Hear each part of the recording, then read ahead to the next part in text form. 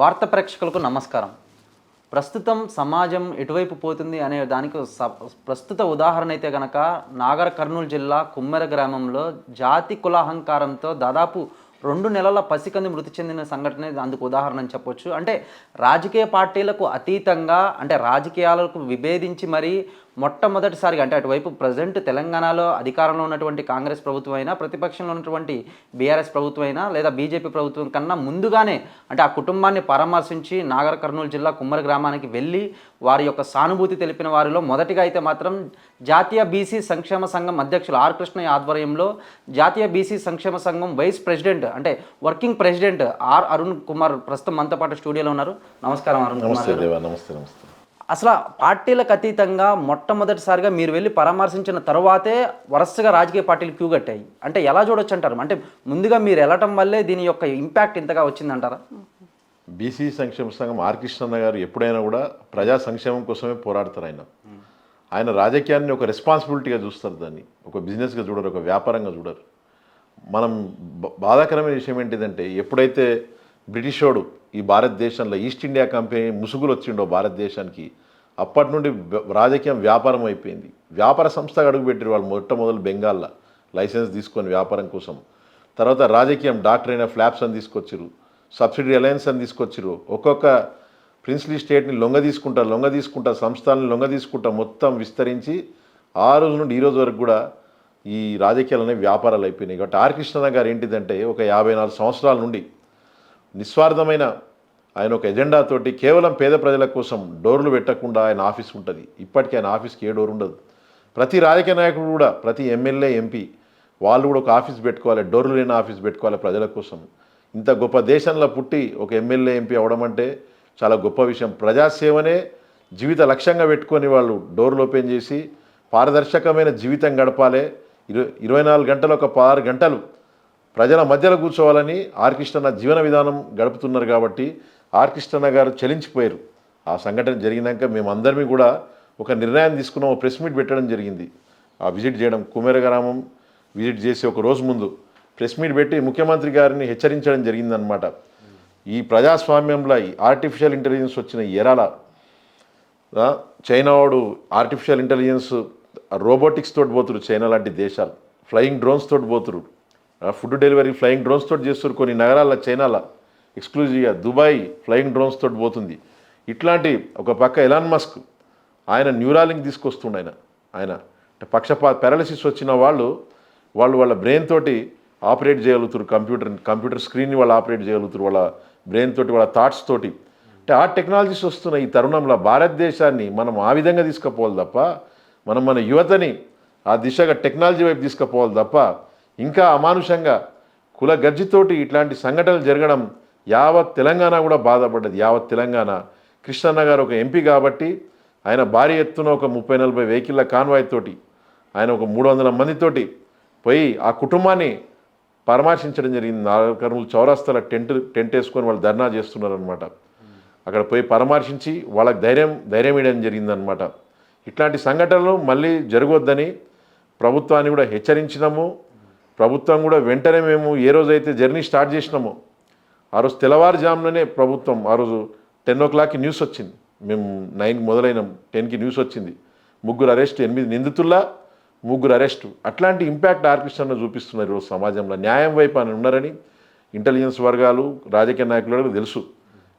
కులాల మధ్య చిచ్చు పెట్టారు, మతాల మధ్య చిచ్చు పెట్టారు. ఆర్ కృష్ణన్న న్యాయమైన డిమాండ్ల కోసం పోరాడతారు. కాబట్టి 3 అరెస్ట్ చేసిరు. ఆర్ కృష్ణ గారు చెప్పడం జరిగింది మొత్తం 8, ఇంకా మిగతా 5 మందిని కూడా అరెస్ట్ చేయమని. ఇంకా 5 మందిని అరెస్ట్ చేయండి ముఖ్యమంత్రి గారు, ఎందుకంటే లా అండ్ ఆర్డర్ ఆయన చేతులు ఉంది. ఇవాళ చూస్తే లా అండ్ ఆర్డర్ని పెట్టుకొని జస్ట్ 20 minutes జరిమి ముఖ్యమంత్రి గ్రామం నుండి ఇది ఏదైతే ఉందో ఈ కొమెర గ్రామము 20 నిమిషాలు, సేమ్ జిల్లా నాగర్ కర్నూలు జిల్లా, ఆయన కొండారెడ్డిపల్లి నుండి 20 నిమిషాల జర్నీయే. ఆయన దగ్గర ఇట్లాంటి సంఘటన ఎక్కడో లీడర్ సినిమాలో చూసినాం మనం. ఆ లీడర్ సినిమాలో కులగజ్జితోటి ఒక కుటుంబాన్ని ఏదో చేస్తే వాళ్ళ నెక్స్ట్ జనరేషన్ వచ్చి దాన్ని ఇది చేసినట్టు సినిమాలో చూసినా కానీ ఈరోజు పగలు ముఖ్యమంత్రి వాళ్ళని కనీసం కుటుంబాన్ని సందర్శించలేము. ముఖ్యమంత్రి ఆ కుటుంబాన్ని పరామర్శించాలని మేము కోరుకుంటున్నాం మనస్ఫూర్తిగా. కులాన్ని పక్కన పెట్టేసేయండి, మానవత్వంతో అంటే మీరు ఆ గ్రామాన్ని విజిట్ చేసిన సమయంలో సీఎం ఒక కులానికి చెందినవాడా లేదా తెలంగాణకి ముఖ్యమంత్రి అని ప్రశ్నించారా? అంటే వ్యక్తిగతంగా ప్రశ్నించారా లేదా పరిపాలన బట్టి ప్రశ్నించారా? మేము పరిపాలన బట్టి ప్రశ్నించినాం మేము. ఎందుకంటే గత రెండు సంవత్సరాల నుండి చూస్తున్నాం మేము.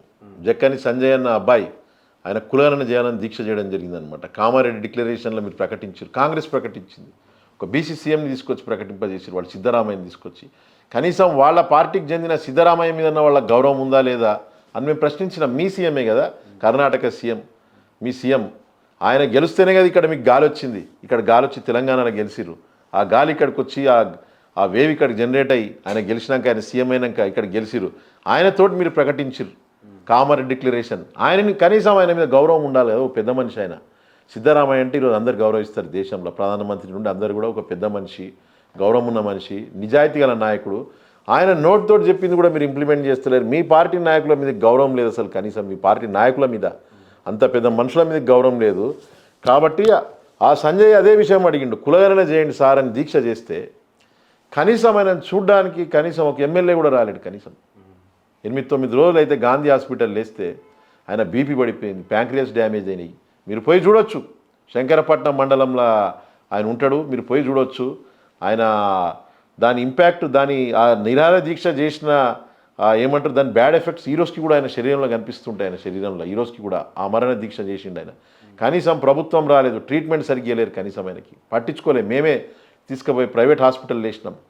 తర్వాత సాయేశ్వరాచారి మరణం చూసిరు మీరు. 42% ఉద్యమం జరుగుతున్నప్పుడు తీవ్రమైన ఉద్యమం ఆర్కృష్ణ అన్న మొదలుపెట్టిండు.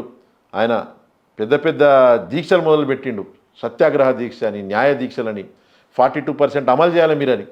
ఈ పంచాయతీరాజ్ ఎన్నికల కంటే ఒక 5-6 నెలల ముందు భారీ ఎత్తున ర్యాలీలు దీక్షలు చేస్తుంటే కనీసం ప్రభుత్వం 42% ఎట్లా అమలు చేయాలో కూడా వాళ్ళకి తెలియదు. కోట్ల రెడ్డి జాగృతితో కేసు వేయించింది ప్రభుత్వం. ఒక పక్క ముఖ్యమంత్రి ఏమో ఎవరు కేసు వేయకుండా చూస్తామని అందరికి చెప్పడం జరిగింది. అందరికి కూడా సమాజానికి, సభ్య సమాజానికి మేము హామీ ఇచ్చినాం. మరో పక్క రెడ్డి జాగృతితో కేసు వేయించారు. వాళ్ళు మాట్లాడే మాటలు ఏంటిది? మెరిట్ లేదంటారు బీసీలకి.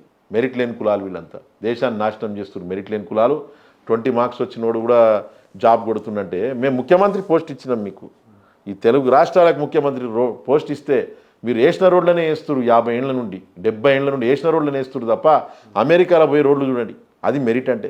ఎట్లాంటి రోడ్లు వేస్తారో పోయి చూడండి. మీరు ఎట్లాంటి రోడ్లు వేసారు? వేసిన నాసిరకం రోడ్లను తవ్వుతారు, వేసిన పైపులను తవ్వుతారు, రాష్ట్రాలను అప్పులపాలు చేస్తారు. మిగులు బడ్జెట్ రాష్ట్రం మీ చేతిలో పెడితే ఏం చేస్తారు? దానికి జవాబు చెప్పారు మళ్ళీ వీళ్ళు. మెరిట్ సిస్టమ్ అంటే కేవలం మీ కులాల్ని కించపరిచే విధంగా మాట్లాడుతున్నారు తప్ప మీరు మెరిట్ సిస్టంలో ఈ రాష్ట్రాన్ని ఎట్లా పరిపాలించారు మీరు చెప్పండి. ఓటేసిరు కదా, వీళ్ళే ఓటేసిరు. నీ ఓట్లేసిన వాళ్ళనే తిడతారు, మెరిట్ లేని తిడిపిస్తారు ఈ ముఖ్యమంత్రి గారు ఓటేసిన వాళ్ళని. మరి ఏం అప్పులపాలు చేసిరు ఈ రాష్ట్రాన్ని మీరు చెప్పండి. సీక్రెట్ జియోలు ఎందుకు తీస్తారు? ఇదేనా మెరిట్ అంటే? చీకటి జియోలు తీసి ల్యాండ్ మాఫియా, మొత్తం ల్యాండ్ మాఫియాని అంతా గుప్పెట్లో పెట్టుకురు. రేవంత్ రెడ్డి గారే చెప్పిర్రు, ఆయన ప్రతిపక్ష నాయకుడు ఉన్నప్పుడు కల్వకుంట్ల చంద్రశేఖరరావు చీకటి జియోలు తీసిండు మొత్తం, ఆయన బినామీలకు కట్టబెడుతున్నారని చెప్పిరు. మరి ముఖ్యమంత్రి నేను అడుగుతున్నాను, మీరు ఈ మెరిట్ సిస్టమ్ తోటి వచ్చిన వాళ్ళు కాబట్టి చూపియండి, ఆ చీకటి జియోల్ని బయట పెట్టండి ప్రజల ముందు. బలహీన వర్గాల రాష్ట్రం ఇది. 92% అబ్జర్వ్ చేస్తున్నారు. ముఖ్యమంత్రి జనాభా కూడా తగ్గించిండు. ఆయన చాలా ఇంటెలిజెంట్ కాబట్టి కేసీఆర్ సర్వేలా 90% బీసీ, ఎస్సీ, ఎస్టీ, ముస్లిమ్స్ 92% వస్తే రఫ్గా. రేవంత్ రెడ్డి ఏమో తగ్గించిండు, ఆయన బీసీల జనాభా 5% తగ్గించిండు. కేసీఆర్ 61% అయితే రేవంత్ రెడ్డి గారు 56% చేసిరు, 5% తగ్గించారు. వీళ్ళకి అర్థం కాదు. వీళ్ళకి ఇప్పటివరకు ఆ లెక్కలు కూడా రిలీజ్ చేయలేదు మన ముఖ్యమంత్రి. ఎవరు అడుగుతారు వీళ్ళ దాంట్లో? అంత గట్టి నాయకుడు ఎవరు ఉన్నారు? మనం మేనేజ్ చేసుకోవచ్చు అందరినీ కూడా అని ఒక చులకన భావం. దానికి వ్యతిరేకంగానే మేము తిరగబడ్డాం ఈ ఎన్నికల్లో. మమ్మల్ని చులకనగా చూస్తావు కదా.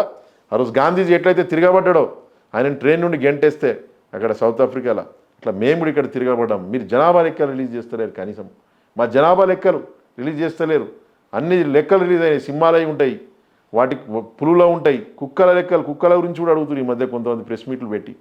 కుక్కల్ని బాగా చూసుకోవాలని చెప్తున్నారు, కానీ ఈ జనాభా లెక్కలు రిలీజ్ చేయకపోయేసరికి బీసీలు తిరగబడ్డారు. ఈ కుట్రలు గమనిస్తున్నారు, మొత్తం కూడా ఓడిగొట్టిర్రు. మన మున్సిపల్ ఈ ఎన్నికల్లో కూడా 61% చైర్మన్లు అయ్యారు వాళ్ళు, బీసీలు అంతా కూడా. అంటే ప్రభుత్వము అర్థం చేసుకుంది, బీసీల చైతన్యం వచ్చింది, మేము చేసిన తప్పులు ఇవి అని అర్థం చేసుకురు. ఈ బీసీ తిరుగుబాటుని మొట్టమొదటి భారతదేశంలో అన్ని కులాలు కలిసి, ఉత్తరప్రదేశ్లో కావచ్చు, బీహార్లో కావచ్చు, 1-2 కులాల డామినేషన్ ఎక్కువ ఉండొచ్చు.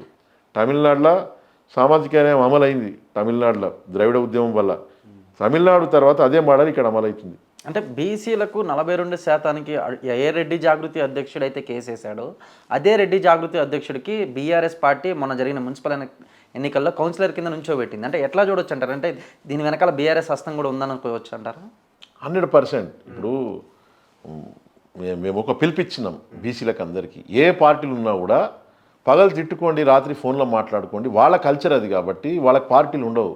పార్టీని వాడుకుంటారు అంతా వాళ్ళు. మనం కూడా పార్టీని వాడుకోవాలి. మనం కూడా వాళ్ళంతా ఎట్లయితే ఫ్రెండ్స్ ఉన్నారో మీరు చూడండి, మ్యారేజ్ ఫంక్షన్స్ పోతే పార్టీలు అతీతంగా వాళ్ళంతా కలిసిపోయి మంచిగా షేక్ హ్యాండ్ ఇచ్చుకుంటారు.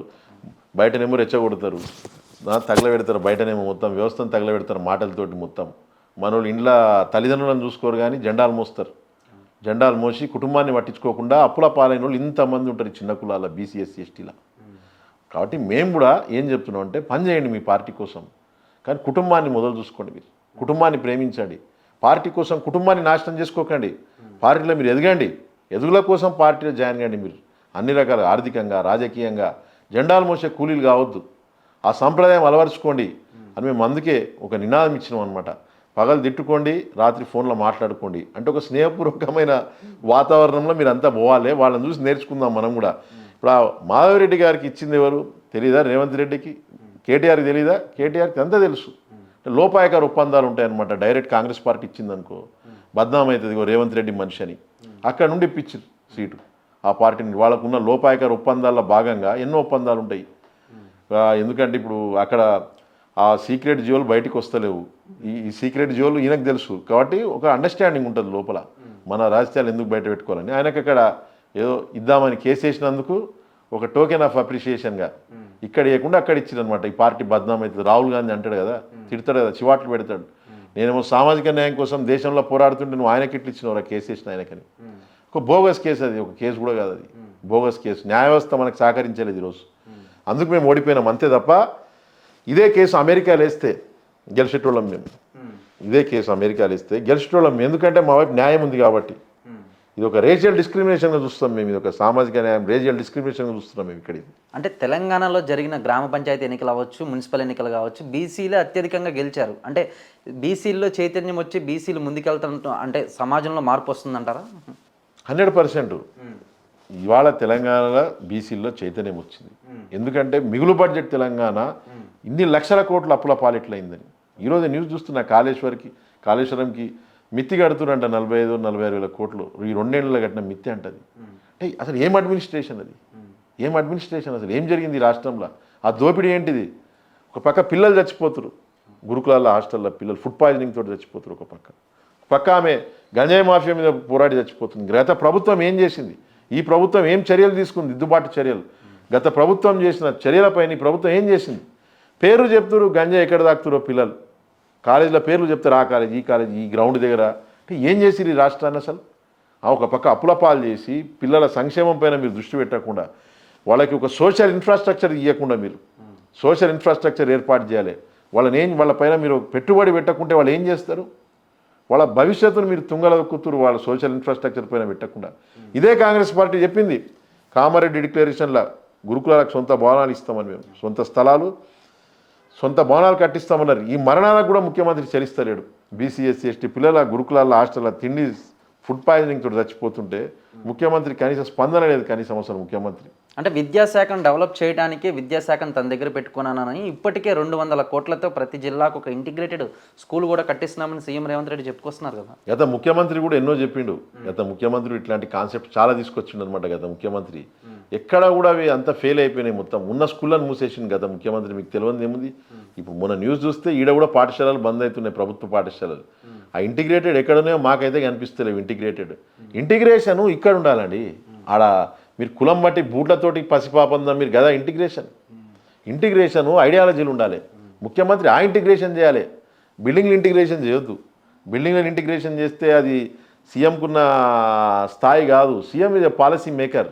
నువ్వు సమాజంలో మార్పు తీసుకురావాలి, నువ్వు పేర్లలో మార్పు తీసుకురావద్దు. క్యూరు, రేరు, ప్యూరు ఇంటిగ్రేషన్ అట్లాంటి ఇంటిగ్రేషన్ కాదు, ఐడియాలజికల్ ఇంటిగ్రేషన్ తీసుకురావాలి. మీరు ఈ రాష్ట్ర ప్రజల్ని ఒక సోదర భావంతో ఎట్లా నడిపించాలి, ఆ ఇంటిగ్రేషన్ తీసుకురావాలి. మీరు బ్రదర్హుడ్ తీసుకురావాలి.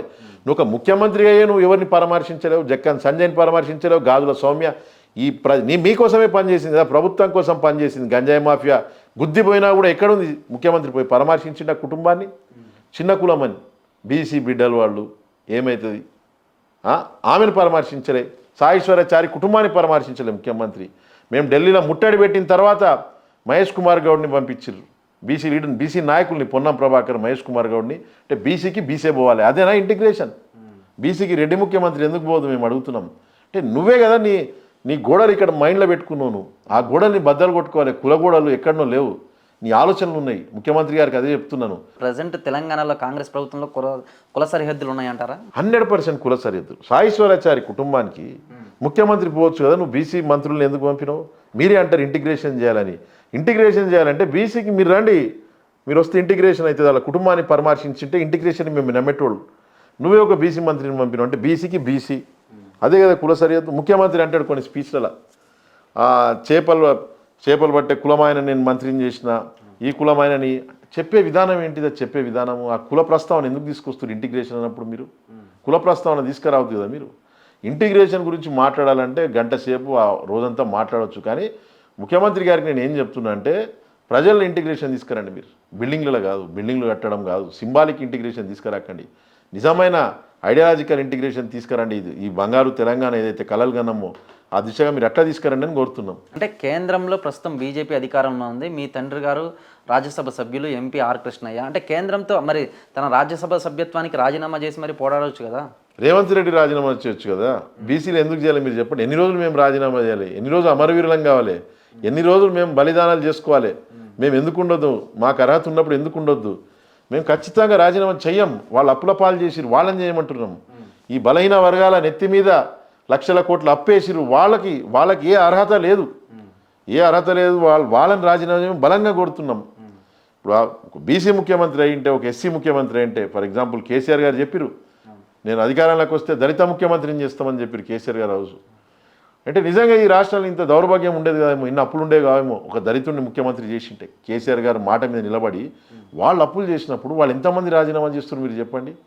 ఎంతమంది ఆ కుటుంబాల అప్పులు ఈ రాష్ట్రాన్ని అప్పుల ఊబిలా కూరుకోబోయేటట్టు చేసి ప్రతి గ్రామంలో కూడా బీసీ ఎస్సీ ఎస్టీలని మందుకు బానిసల్ని చేసి పుస్తెళ్తాడు తెగిపోయేటట్టు గ్రామంలో 10 కుటుంబాలు ఉన్నాయి. మహిళలు, భర్త లేని మహిళలు 10 మంది ఉన్నారు గ్రామంలో.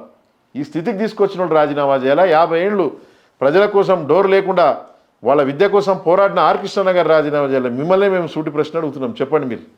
అంటే 2028లో BRS party working president KTR మాత్రం కేసీఆరే సీఎం అవుతారు, బీఆర్ఎస్ పార్టీ ప్రభుత్వం అధికారంలోకి వస్తుందని తను చెప్తున్నాడు. ప్రస్తుతం కాంగ్రెస్ ప్రభుత్వం అధికారంలో ఉన్నటువంటి సీఎం రేవంత్ రెడ్డి మరో 10.5 ఏళ్ల పాటు నేనే సీఎంగా కొనసాగుతానని చెప్తున్నారు. అంటే ఇప్పటికి కూడా బీసీలను సీఎం చేసే ఉద్దేశం లేదంటారా? ఇదంతా నేను ప్రజలను ఒకటే కోరుతున్నాను. సీఎం పోస్ట్ ఒక లాభదాయకమైన పోస్ట్ అయిపోయింది వీళ్ళకంతా కూడా. సీఎం పోస్టు జమీందారీ వ్యవస్థ, ఫ్యూడల్ వ్యవస్థ, యూరోప్లో సర్ఫ్డమ్ అని ఉండేది అనమాట. ఒక సర్ఫ్డమ్ వ్యవస్థ. కొంతమంది చేతుల 1000 ఎకరాల భూములు అడ్మినిస్ట్రేషన్ ఉండేదన్నమాట. ఈ అన్ని వ్యవస్థలు తెలంగాణలో తెద్దామనేది ఒక ప్రయత్నం అనమాట. కానీ తెలంగాణ ఒక తిరుగుబాటు ప్రాంతం. ఇది మొత్తం అందరిపైన తిరగబడ్డారు. తెలంగాణ ప్రాంతం మొత్తం కూడా రజాకర్ల మీద తిరగబడ్డారు. ఇక్కడ గ్రామాల తిరగబడ్డారు ఆ రోజు రజాకర్ల మీద. మొత్తం వాళ్ళ ఆధిపత్యాన్ని చెలాయించాలని చూస్తే తర్వాత మీరు చూసిన తెలంగాణ ఉద్యమం ఎట్లా నడిచిందో, బీసీ ఎస్సీ ఎస్టీలు అంతా కూడా అమరవీరులైరు, ఆధిపత్యానికి వ్యతిరేకంగా వాళ్ళు పోరాడిరు. ఈరోజు కూడా వీళ్ళ ఆధిపత్యపు ఆలోచనలు, మా జాగిరి సీఎం పోస్టు ఎవరి జాగిరి కాదు, ఎవరైనా స్వాగతిస్తాం. దళిత ముఖ్యమంత్రి అయినా, ఒక లంబాడా ముఖ్యమంత్రి అయినా కూడా మేము స్వాగతిస్తాం బీసీలు మేము. కానీ ఇట్లాంటి ఆధిపత్య ధోరణులను మేము అంగీకరించాం. సీఎం పోస్టు అమెరికా ఉంది, 2 టర్మ్స్ వాళ్ళు ఉంటారు అంతే అమెరికా ప్రెసిడెంట్. అట్లాంటి సిస్టమ్ తీసుకురావాలి. వాళ్ళకి లేదు ఎందుకు? అది పెద్ద దేశము, నంబర్ 1 జీడిపి, అది నంబర్ 1 బడ్జెట్. వాళ్ళ దగ్గర 5th జనరేషన్ యుద్ధ విమానాలు 1000 ఉంటాయి వాళ్ళ దగ్గర. అమెరికా మీరు చూసిరు, మొన్న కిడ్నాప్ చేసిండు అని వెనిజువేలా అధ్యక్షుడిని. కొకేన్ పైన యుద్ధంలో ఆయన ఒప్పుకోకుంటే 10 నిమిషాలు. వాళ్ళ దేశంలో వాళ్ళు ఎందుకు పెట్టుకుర్రు? ప్రెసిడెంట్ 2 టైమ్సే ఉండాలని మీరు చెప్పండి. ఇక్కడ మనోళ్ళు కూడా అట్లాంటి రూల్ లేకున్నా పెద్ద మనసు చేసుకోవాలి వీళ్ళు. దాన్ని దోపిడీ వ్యవస్థ చూడొద్దు. అక్కడ దోపిడీ వ్యవస్థ అవుతుందనే, డెమోక్రసీ ఆటోక్రసీ అవుతుందని వాళ్ళు 2 టర్మ్స్ పెట్టిరు అంతే ప్రెసిడెంట్ని. కుటుంబ పాలనలు వస్తాయి. అమెరికా ప్రెసిడెంట్ని అట్లా వదిలేస్తే ట్రంప్ కుటుంబమే ఉంటుంది ఇక మొత్తం. ట్రంప్ కొడుకు వస్తాడు, ట్రంప్ కూతురు వస్తుంది, ట్రంప్ మన్మను కూడా వస్తాడు ఇక ఆయనకున్న డబ్బుకి. ఇట్లాంటివి వస్తాయని వాళ్ళు ఒక దూరపు ఆలోచనలతో 2 టర్మ్స్ పెట్టారు. మన భారతదేశంలో ఇట్లాంటి చట్టం తీసుకురావాలని మేము పోరాటం కూడా చేస్తాము. వీళ్ళ మాటలు విన్నాక మాకు కూడా అదే స్ఫూర్తి వస్తుందన్నమాట. ముఖ్యమంత్రి ఎవరైనా 2 టర్మ్సే కావాలి ముఖ్యమంత్రి. ఇది ఎందుకంటే ఇది లాభదాయకమైన బిజినెస్ కావద్దు ఎవరికి కూడా. అందరు వింటారు, ఏముంది, సీసీఎల్ఏ వింటుంది, కలెక్టర్లు వింటారు, ఆర్డీఓలు వింటారు. ఎవరు న్యూట్రాలిటీ ఆఫ్ ఫాలో అవుతారు డ్యూటీలు ఎవరు కూడా. పాలసీ మేకర్స్ ఏం చెప్తే కింద అడ్మినిస్ట్రేషన్ అదే ఫాలో అవుతుంది. కానీ రూల్స్ న్యూట్రాలిటీ ఫాలో అవ్వాలి. అంటే ప్రస్తుత సమాజంలో యువత మాదక ద్రవ్యాలకు అంటే పబ్ కల్చర్కి ఎక్కువగా ఆకర్షితులవుతున్నారు. అంటే దీని మీద మీరు బీసీ శివాజీ ఫౌండేషన్ ఫౌండర్గా ఎలా స్పందిస్తారు? అంటే యువతకి ఎటువంటి ఆలోచనలు, ఎటువంటి సూచనలు ఇస్తారు? అంటే ఛత్రపతి శివాజీ మాకు స్ఫూర్తి. ఎందుకు స్ఫూర్తి అంటే 16-17 ఏళ్ళ వయసులో ఆయన ప్రజల్ని కాపాడడానికి బయలుదేరింది. దాన్నే ధర్మం అంటాం. ప్రజా సంక్షేమమే ధర్మం. ఆ ధర్మాన్ని నిలబెట్టడానికి వాళ్ళ అమ్మ జిజియాబాయి ఒక దేవగిరి యాదవరాజుల వంశాన్ని చెందిన ఆమె తన కొడుకులోపు స్ఫూర్తి నింపిందనమాట. రామాయణం చదివించింది, మహాభారతం చదివించింది, ఎన్నో గొప్ప గొప్పవన్నీ చెప్పి, భగవద్గీత ఇట్లాంటివన్నీ కూడా చదివించి ప్రజల కోసం బతుకు, న్యాయం నశించింది, ధర్మం నశించింది. ఆధిపత్యానికి వ్యతిరేకంగా ఔరంగజేబు ఆధిపత్యపు ఆలోచనలు, నేనే కరెక్టు, ఒక మూర్ఖుడు బయలుదేరిండు, అన్ని కూలగొడుతుండు, గుంజుకుంటుండు, ఆయన సైన్యం అరాచకాలు చేస్తుంది. బేట నువ్వు తిరగబడాలి, ప్రజలు మెచ్చుకున్న నాయకుడిని కావాలంటే ఛత్రపతి శివాజీ అప్పుడే యుద్ధం మొదలు పెడతాడు. చిన్న వయసులో 16-17 వయసులో కోటలు ఒక్కొక్క కోట జయించుకుంటూ వచ్చి ఆయన ప్రజలకు ఒక ధర్మగంట అని ఉండేదంట. అక్కడ ప్రజలు ఏ సమస్య వచ్చినా ఆయన వెంటనే స్పందించేటోడంట. అట్లాంటి పాలన అంటే ప్రజలకు ఒక అకౌంటబిలిటీ, ఒక రెస్పాన్సివ్నెస్. ఆ రోజునే ఆయన రెస్పాన్సివ్నెస్ తీసుకొచ్చిండు, అకౌంటబిలిటీ తీసుకొచ్చిండు, రెస్పాన్సిబిలిటీ. పాలకుడు ఖచ్చితంగా స్పందించాలి. ఆయన సంత్ రాజు అనేటోళ్ళు ఛత్రపతి శివాజీని. ఒక రాజు సంతులాగా ఉండాలన్నమాట. ఇప్పుడు మీరు అన్నారు కదా, ఏది నా జాగిరి సీఎం పోస్టు, నేనే ఉంటా 10 ఏళ్ళు. ఛత్రపతి శివాజీ అట్లా కాదు. ఈరోజు అంటే ఈరోజు వదిలేసి వెళ్ళిపోవడానికి సిద్ధంగా ఉండేటోడు. ఆయన గురువులు చెప్పేటోళ్ళు, సమర్థ రామదాస్ అని. ఆయన చెప్పిండు, నువ్వు ఒక సంతులాగానే ఉండాలి అంతే, ఇది నీది కాదు, ప్రజల కోసం నువ్వు వచ్చినావు ఈ భూమి మీదకి, ప్రజా సంక్షేమం కోసం వచ్చినావు, కాబట్టి వాళ్ళకి మంచి చేయి, ఈ కోటలు నీవి కావు, ఏమి కూడా నీవి కావు అంటే ఛత్రపతి శివాజీ అదే సిద్ధాంతంతో వాటి అన్నిటిని కూడా ప్రజా సంక్షేమంకే వాడిండు.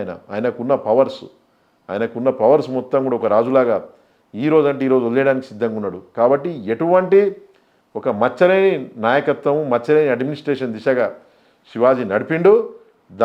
దానికోసమే ప్రజలు ఆయన ఛత్రపతి చేసిరు. ఇప్పుడు సీఎంలు ఉండొచ్చు, ఎమ్మెల్యేలు ఎంపీలు ఉండొచ్చు, వాళ్ళ ఇంటి ఖజానా నింపుకుంటారు. వాళ్ళని అన్నారు ఛత్రపతి అని. వాళ్ళని లీడర్ కూడా అనొద్దు, కనీసం వాళ్ళని బ్రోకర్ అనొచ్చు అట్లాంటి వాళ్ళని. ఛత్రపతి అంటే ప్రజల కోసం బతికేవాడు. ఈ భారతదేశ చరిత్రలో మొదటి ఛత్రపతి, ఫైనల్ ఛత్రపతి కూడా ఆయననే. దాని తర్వాత స్వార్థం వచ్చేసింది. దాని తర్వాత పేష్వాలు తీసుకురు ఛత్రపతి శివాజీ మరణం తర్వాత. వాళ్ళు ఈయన టైపు పరిపాలన తీసుకురాలేరు. ఒక బీసీ బిడ్డ ఛత్రపతి శివాజీ ఈ టైప్ సుపరిపాలన తీసుకొచ్చింది కాబట్టి మేము బీసీ స్వరాజ్యం అని చెప్తున్నాం. మేము అంటే Chhatrapati Shivaji model of good governance. యుద్ధంలో మహిళలు దొరికితే ఆ రోజుల్లో వాళ్ళని వివాహం చేసుకోవడం అట్లా జరిగేదని ఛత్రపతి శివాజీ బొట్టు పెట్టి, పట్టు చీరలు పెట్టి గౌరవించి వాళ్ళ కాళ్ళు మొక్కి నువ్వు నా చెల్లెమ్మ అని చెప్పి పంపించేటోడంట. అట్లాంటి సోదర భావంతో వాళ్ళని ఒక బ్రదర్, నన్ను ఒక బ్రదర్లా చూడండి, లేదా మీరు నా తల్లి లాంటి వాళ్ళమ్మ అని చెప్పిండట శివాజీ యుద్ధంలో దొరికిన మహిళల్ని.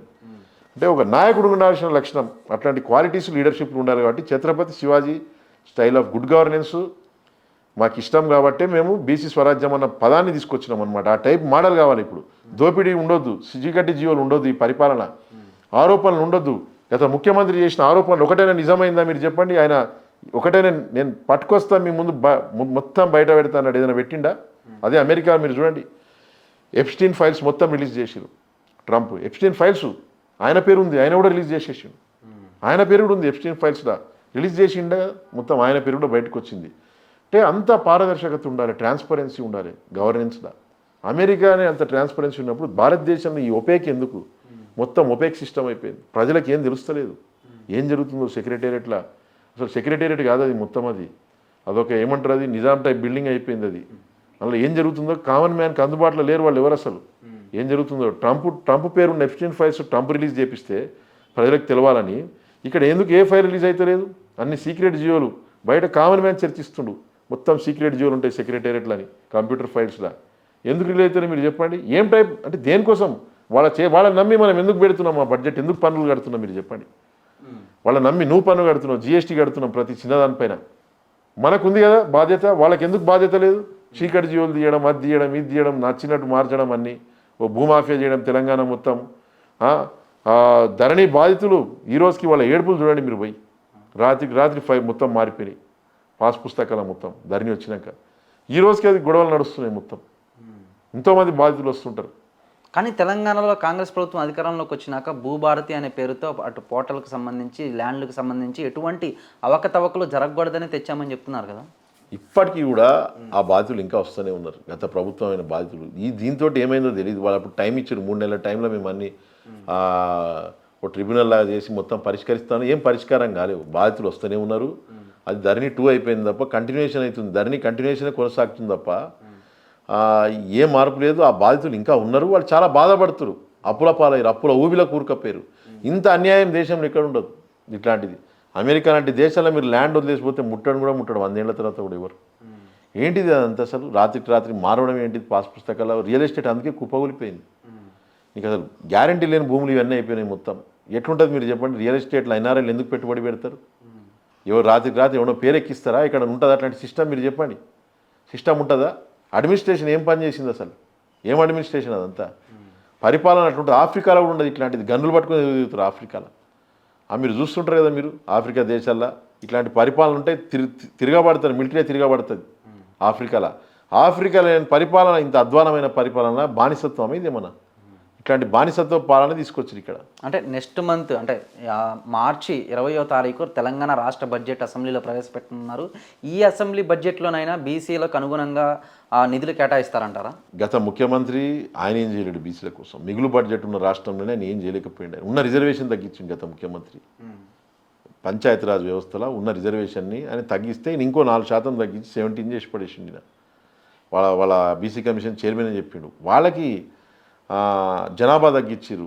ఆ ముఖ్యమంత్రి ఏమో లెక్కలు బయట పెట్టలే. ఆ ముఖ్యమంత్రి ఫైల్ ఉన్నా కూడా ఆ లెక్కలు బీసీల జనాభా ఎంత సమగ్ర కుటుంబ సర్వే వాళ్ళు చేసినప్పుడు అంటే వాళ్ళకి ఇష్టం లేదు. ఫస్ట్ ఈ కాన్సెప్ట్ వీళ్ళకి ఏదో చేయాలని వాళ్ళకి ఇంట్రెస్ట్ లేదు. ఫస్ట్ ఆఫ్ ఆల్ బీసీలను ఉద్ధరించాలి, చదివిపియాలి. మేము అడిగేది చదువు, రెచ్చగొట్టే రాజకీయాలు. ఎంతసేపు మీరు చెప్పండి, రెచ్చగొట్టే రాజకీయాలు.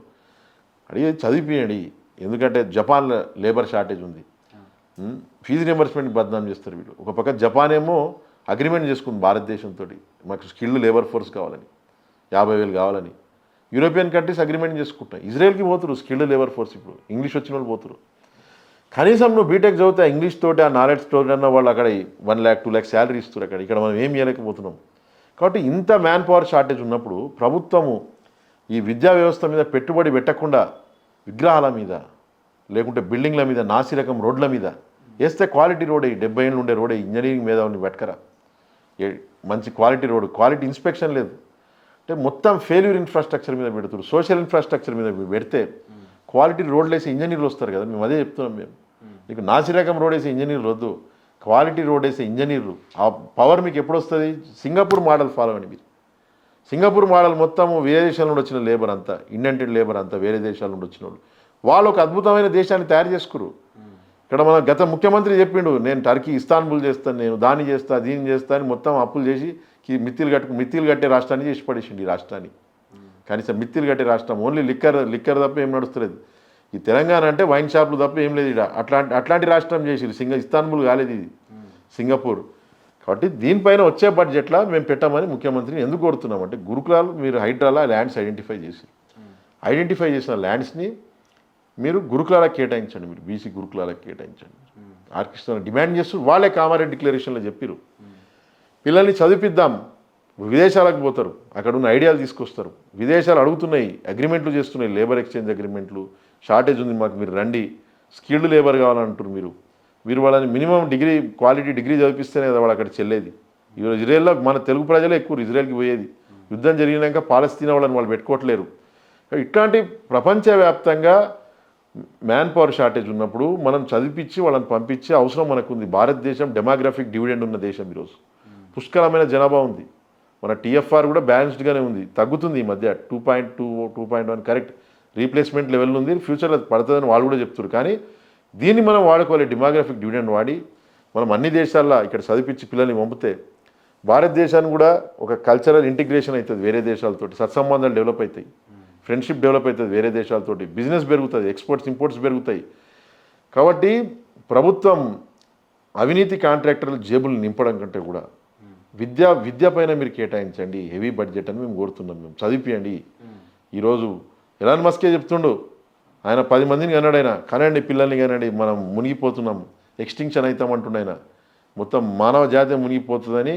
ఎలాన్ మస్క్ లాంటి ఒక బిలియనేర్, ఆయన కాబోయే ట్రిలియనర్, ఆయన నెక్స్ట్ ట్రిలియనర్ ఆయననే, రాబోయే 5-6 ఏళ్ళ ట్రిలియనర్, వరల్డ్స్ ఫస్ట్ ట్రిలియనర్ కాబోతుండు. ఆయననే స్వయంగా చెప్తుండు, అంతకంటే మేధావి మనం కాదు కదా. కాబట్టి షార్టేజ్ ఉన్నప్పుడు మనం పంపాలి, చదివిపియాలి, పంపాలి. ఇదే కాబట్టి ప్రభుత్వాన్ని బీసీల కోసం బడ్జెట్ పెట్టండి అని మేము కోరుతున్నాం. 61% ఉన్నారు ఈ రాష్ట్రంలో, చదివిపియమని చెప్తున్నాం. మేము కత్తులు ఏదో పట్టుకొని తిరుగుతామని చెప్పట్లేము, బుక్ పట్టుకొని తిరుగుతామని చెప్తున్నాం. ఇట్లా ముఖ్యమంత్రి విద్య అన్న అమ్మాయిని ప్రేమిస్తుంది కాబట్టి ఆ ప్రేమని ప్రాక్టికల్గా చూపించమని చెప్తున్నాం. మేము బడ్జెట్లో చూపించండి, మీరు నిధులు రిలీజ్ చేయండి. కృష్ణ గారు చెప్తున్నారు 20,000 కోట్ల బడ్జెట్ రిలీజ్ చేయమని చెప్తున్నారు. కాబట్టి అదే డిమాండ్ తోటి మేము అడుగుతున్నాం. అంటే ఫీజు రీయింబర్స్మెంట్కి సంబంధించి విద్యార్థులు ర్యాలీలు చేస్తున్న తరుణంలో ఆర్ కృష్ణయ్య ప్రతి ర్యాలీలో పాల్గొన్నారు. అంటే ఆ ర్యాలీకి సంబంధించి విద్యార్థులకు సంబంధించి మద్దతు తెలిపారు. గతంలో చూసుకున్నట్లయితే రేవంత్ రెడ్డి డైరెక్ట్గా చెప్పారు, అంటే ఆర్ కృష్ణయ్య అన్న మీరు విద్యార్థుల జోలికి పోకండి, కావాలంటే ఫైనాన్షియల్ మీ చేతిలోనే పెడతాను, మీరే రన్ చేద్దరు కానీ, అంటే ఆ ప్రతిపక్షాలు చేసే ఆరోపణలను బట్టి మీరు వాళ్ళ మాటలో నమ్మకండి అని అయితే మాత్రం సూచనలు కూడా ఇచ్చారు. ఎలా చూడొచ్చు అంటారు? ప్రతిపక్షాన్ని మేము ఏమంటాం, రేవంత్ రెడ్డి గారిని, ప్రతిపక్షాన్ని మీరు దాడి చేయండి, సపోర్ట్ చేస్తాం మేము. మీరే ఏదో టీఆర్ఎస్ దుమ్మెత్తి పోసిరు, వాళ్ళని టచ్ చేస్తున్నారు రేవంత్ రెడ్డి. ఎక్కడ టచ్ చేస్తుంది మీరు చెప్పండి? ఆయన ఏమంటలేడు, ఏదో కొన్ని ఎంక్వైరీ కమిషన్లు వేసి పక్కన పడేసిండు అంతే, పేపర్ ఎంక్వైరీ కమిషన్లు. ఎందుకంటే రేవంత్ రెడ్డి గారు ఒక మేధావి కాబట్టి ఆయన డమ్మీ కమిషన్లు, జనాభాలు తగ్గియడము, మొత్తం మేనేజ్మెంట్, పేపర్ మేనేజ్మెంట్ ఎట్లా చేయాలి, తర్వాత పదాల మేనేజ్మెంట్ ఎట్లా చేయాలి, సంపూర్ణ అవగాహన ఉంది. ఏ విచారణ జరుగుతుంది? ప్రతిపక్షాల ట్రాప్లు ఆర్ కృష్ణ ఎందుకు పడతారు? ఆయన ట్రాప్లు ఉన్నారు, ఆయన ప్రజల్ని పిచ్చోళ్ళని చేస్తున్నాయి. వాళ్ళని మీరు ఎవరిని తిట్టి వచ్చిరో వాళ్ళని మీరు ఏం చేసిరు? అవినీతి చూపించండి అని చెప్తున్నాం మేము. మీరు ఎవరిపైన అయితే అవినీతి ఆరోపణలు వేసిరో ప్రజల ముందు పెట్టండి. అంతేగాని కృష్ణని ఎందుకు ప్రతిపక్షాల ట్రాప్లో పడతారు? మీరు ట్రాప్లు ఉన్నారు, ఆయన ప్రజల కోసం పోరాడుతుడు. మీకు చేతనైతే లేదు, ఫస్ట్ ఆఫ్ ఆల్ మీకు ప్రతిపక్షాన్ని ఏం చేయడానికి చేతనైతే లేదు. మీరు సీఎం ఉండి కూడా మీరు ఏం చేస్తారు? ఏం చేయలేకపోతుంది కదా ముఖ్యమంత్రి, ఏమైతే లేదు ఆయన తోటి. కృష్ణని ఎందుకు అంటారు మేము అడుగుతున్నాం. ఆయన ప్రజల కోసం పోరాడతారు. అట్లాంటి మాటలు అనొద్దు కదా ప్రతిపక్షాల ట్రాప్ అని. బీసీల మీద ఎందుకు ఇవన్నీ రేషియల్ స్లరింగ్ ఎందుకు ఇదంతా? నువ్వున్నావు కృష్ణని ఎందుకు అంటావు? ఈ రేషియల్ డిస్క్రిమినేషన్ ఎందుకు? ఈ కుల వివక్ష ఎందుకు? ఇదంతా కుల దురహంకార మాటలు అంటారు వీటన్నిటిని కూడా. కుల అంటే నోరు మూసుకోండి, మీరు ఉండండి, మేము ఏమైనా చేసుకుంటాం, ఈ రాష్ట్రంలో మేము దోచుకుంటాం, ఏమైనా చేసుకుంటాం, నోరు తెరవకు. ఎన్ని రోజులు నోరు తెరవద్దు? నువ్వు అప్పులు చేయి, దివాళా దీపి, వేరే దేశాన్ని కూడా అమ్ముదాం ఈ దేశాన్ని, అప్పుడు కూడా నోరు మూసుకొని ఉండాలా? మేము తాకట్టు పెడదాం, వరల్డ్ బ్యాంక్ తాకట్టు పెడదాం, IMF తాకట్టు పెడదాం. తాకట్టు పెట్టే ఆఫ్రికా నాశనం చేసిరు మొత్తం. ఫ్రాన్స్ వాడు గోల్డ్ మైనింగ్ చేస్తారు, తాకట్టు పెట్టిరు కాబట్టి ప్రజలు ఆ నీళ్లు తాగి చచ్చిపోతారు, పాయిజనింగ్ అయ్యి. ఆ మైనింగ్ నుండి వచ్చే వాటర్ నుండి వచ్చే ఆ కలుషితమైన తాకట్టు పెట్టేద్దాం. వరల్డ్ బ్యాంక్, ఇంటర్నేషనల్ ఎందుకు? ప్రజలుగా మేము ఎందుకున్నాం? ప్రశ్నించే గొంతులు ఉండాలి. చేతనైతే ఏ అవినీతి జరిగిందో అవినీతి మీద యాక్షన్ తీసుకోండి. మీరు 1,00,000 కోట్లు అన్నారు అందరు, 1,000 కోట్లు, 1,00,000 కోట్లు తీసుకోండి. కృష్ణ ప్రజల కోసం పోరాడతాడు. చేతనైతే ఆయన బాట పట్టండి. మీరు అదే చెప్తున్నాం మేము. ఆయన బాట పట్టి మీరు కూడా ప్రజల సంక్షేమం చేయండి. డోర్లు ఓపెన్ చేయండి, మీ సెక్రటేరియట్ డోర్లు ఓపెన్ చేయండి. ముఖ్యమంత్రి వచ్చి కూర్చోవాలి సెక్రటేరియట్లో. కూర్చోడు కేసీఆర్ దుమ్మెత్తి పోసిన ముఖ్యమంత్రి ఎన్ని గంటలు వస్తుంది సెక్రటేరియట్కి? మేము అడుగుతున్నాం ముఖ్యమంత్రికి. ఆయన అన్నాడు కదా సెక్రటేరియట్ రాని ముఖ్యమంత్రి కేసీఆర్ అన్నప్పుడు, ముఖ్యమంత్రి ఎక్కడ అపాయింట్మెంట్ ఇస్తాడో మాకు అందుబాటులో ఉండవు, టైమింగ్ పెట్టాలి ప్రజలకి. వైఎస్ రాజశేఖర రెడ్డి ఎట్లయితే పెట్టిండో తెల్లవారుజామున కలిసిపోడు వైఎస్ రాజశేఖర, చిన్న పిల్లాడిని అడిగితే. ఈ ముఖ్యమంత్రి కేసీఆర్కి మరి ఏం తేడా ఉంది? మేము ప్రశ్నిస్తున్నాం ముఖ్యమంత్రి గారు. గత ప్రభుత్వానికి ఈ ప్రభుత్వానికి అసలు ఏం తేడా లేదు. పార్ట్ 2 నడుస్తుంది అంతే, కంటిన్యూ చేస్తారు. అదే సిస్టమ్, అదే ఐడియాలజీ, అదే ఫ్యూడలిజం, అదే సర్ఫ్డమ్, అదే సిస్టమ్. ఇంకేం మార్పు లేదు. ప్రజలకు అర్థం కాదు. మార్పు లేదంటున్నారు. కానీ కంటోన్మెంట్లో జూబ్లీహిల్స్కి సంబంధించి ఉప ఎన్నికలు వస్తే కాంగ్రెస్ అభ్యర్థులే గెలిచారు కదా. మన సర్పంచ్, మున్సిపల్ ఎన్నికలకు సంబంధించి కూడా కాంగ్రెస్ అభ్యర్థులు గెలిచారు. కేసీఆర్ కూడా గెలిచిండు, ప్రతి ఉప ఎన్నికలకు గెలిచిండు కేసీఆర్. దాదాపు అన్ని ఉప ఎన్నికలకు గెలిచిండు కేసీఆర్. ఒకటి నాకు తెలిసి ఒకటి తప్ప, 1-2 తప్ప అన్ని గెలిచిండు. అధికారం ఉన్నప్పుడు ప్రజలు పథకాల కోసం ఓట్లేస్తారు, ప్రజల్ని బెదిరిస్తారు. మీరు ఫ్రీ అండ్ ఫెయిర్ ఎలక్షన్ పెట్టండి, తెలుస్తుంది. ఎలక్షన్ కమిషన్ ఇంపార్షియల్ ఎలక్షన్, రాజ్యాంగం ప్రకారం, రాజ్యాంగం ఉన్న పదాలు జనాలకు మర్చిపోయారు. ఫ్రీ అండ్ ఫెయిర్ ఎలక్షన్ అంటారు. ఇప్పుడు ఎవరో ఒక IAS ఆఫీసర్ ఉండేటోడు ఎలక్షన్ కమిషనర్గా, శేషన్, ఆయన గడగడలాడించండి ఎలక్షన్ కమిషన్ వ్యవస్థని. అట్లాంటి ఎలక్షన్ కమిషనర్ని తీసుకొస్తే మీకు తెలుస్తుంది ఎలక్షన్లు ఎట్టుంటే ఎవరు గెలుస్తారో. నిజాయితీ పరులు గెలుస్తారు. ఈరోజు ఎక్కడుందండి ఫ్రీ అండ్ ఫెయిర్? ఓటుకు 2,000, 3,000, 4,000 కాంపిటీషన్ పడి మరీ ఉంటున్నారు ఓట్లని. 2000 ఈయన మంచితే 2000 4000 ఆయన మంచుతాడు. అంటే ప్రజల్ని బేరం పెడుతున్నారు మార్కెట్లో. 5 ఏళ్ళకి నీ రేట్ ఇంత. ప్రజలంటే ఒక లెక్కలేని తరం అయిపోయింది ఈరోజు ఎలక్షన్ వ్యవస్థలో. పార్టీలు అట్లా కాంపిటీషన్ పడుతున్నాయి, లెక్కలేదు. నేను 20 కోట్లు పెడతా 200 కోట్లు సంపాదించుకుంటా. రోడ్డు మీద పోయేటోడు మాట్లాడే మాటలు. ఆ సార్ 40 కోట్లు పెట్టిండు, 400 కోట్లు సంపాదిస్తాడు. రోడ్డు మీద పోయేటోడు మాట్లాడుతుండంటే ఈ దేశాన్ని ఎటు తీసుకుపోతారు ఈ దేశాన్ని? అంటే మన మున్సిపల్ ఎన్నికల కౌంటింగ్ రోజు అయితే కనుక, అంటే పోలింగ్ రోజు కనుక చూసుకున్నట్లయితే సంగారెడ్డిలో మాజీ ఎమ్మెల్యే జగ్గారెడ్డి డైరెక్ట్గా పోలీసులనే అటువైపు తీవ్ర అసభ్య పదజాలం ఉపయోగించిన పరిస్థితి కనిపించింది. అంటే రాష్ట్రంలో లా అండ్ ఆర్డర్ గతి తప్పిందంటారా? రాష్ట్రంలో ఖచ్చితంగా రాజకీయ నాయకులు ఆగడాలు దేశంలోనే పెరిగిపోయినాయి. మహారాష్ట్రలో కూడా ఒక ఎమ్మెల్యే హోటల్ ఆయన పోయి కొడుతుంది డైరెక్ట్గా. మహారాష్ట్రలో మనం చూస్తే అప్పుడు ఇష్టం వచ్చినట్టు దాడులు చేయడము, ప్రజాప్రతినిధుల్ని, ఒక ఎస్పీని తిట్టిండు ఒక మాజీ మంత్రి మహారాష్ట్రలో. అప్పుడంతా వైరల్ అయింది అది మొత్తం. పేరు ఎందుకు, ఇప్పుడు ఆయన లేడు కాబట్టి పేరు తీయడం నాకు ఇష్టం లేదు. మనం గౌరవించాలి, భారతదేశ సంస్కృతిలో లేని వాళ్ళని గౌరవించాలి. కాబట్టి మా మనుషులు మైనింగ్ చేస్తున్నారు, మా మనుషులు ఇసుక దవ్వకపోతున్నారు, నువ్వేమనొద్దని ఎస్పీకి చెప్తుండు డైరెక్ట్. ఇట్లుంది లా అండ్ ఆర్డర్. ఇసుక మాఫియా మొత్తం ఎమ్మెల్యేల మొత్తం వాళ్ళ కంటి చూపుతో నడుస్తుంటుంది భారతదేశంలో. మొత్తం ఇసుక క్వారీలు ఏం నడుస్తుందో ఎవరి తెలియదు. ఇష్టం వచ్చినట్టు ఇంకేం లా అండ్ ఆర్డర్ ఉంది చెప్పండి. పాపం పోలీసులను తప్పు పట్టట్లేదు, వాళ్ళది ఏముంది, డ్యూటీ చేస్తారు. వాళ్ళకి ప్రొటెక్షన్ ఎవరిస్తారు? ప్రొటెక్షన్ ఇవ్వాల్సిన పోలీసులకు ప్రొటెక్షన్ లేదు. రాజకీయ నాయకుల నుండి రాబందులు లేరు, పీక్క తింటారు రాజకీయ నాయకులు. వాళ్ళు ఏం చేస్తారు చూస్తారు అంతే. విక్రమార్కుడు సినిమాల రవితేజ రాకముందు అంటాడే కదైనా, ఈ గన్నుకి పని చెప్పి ఎన్నో ఏళ్ళు అయిపోయింది, ఖాళీ పడిపోయింది గన్ను, యూనిఫామ్ కూడా డ్యూటీ లేకుండా అయిపోయింది అని అంటాడు కదా. అట్లుంది దేశవ్యాప్తంగా రాష్ట్ర వ్యాప్తంగా. ఏంటిదంటే వాళ్ళకి ఎంతో ఉంటుంది చేయాలని, ఎందుకంటే వాళ్ళకి దేశభక్తి నూరి పోస్తారు కాబట్టి ట్రైనింగ్లా. కానీ ప్రాక్టికల్గా అధికార పార్టీలు వాళ్ళని ఎక్కడ నెగలనిస్తారు మీరు చెప్పండి? దోపిడీ చేసేటప్పుడు చూడకుండా ఉండడని చెప్తారు. అంటే 2028కి సంబంధించి అసెంబ్లీ ఎన్నికలు వస్తే ఏ పార్టీ గెలిచిద్ది అనుకుంటున్నారు? ఎవరు సీఎం అవుతారు అనుకుంటున్నారు? అంటే సీఎం పోస్ట్ కాదు, ప్రజలు గెలవాలి ఎన్నికల. మేము అదే వ్యక్తిగత కోరుకుంటాం. వాళ్ళ బాధలు చూస్తే ఎవరికి ఉండైనా తరుకుమంటది. ప్రతి ఇంట్లో అప్పులు ఉన్నాయి, హాస్పిటల్ పోతే లక్షలకు బిల్లులు.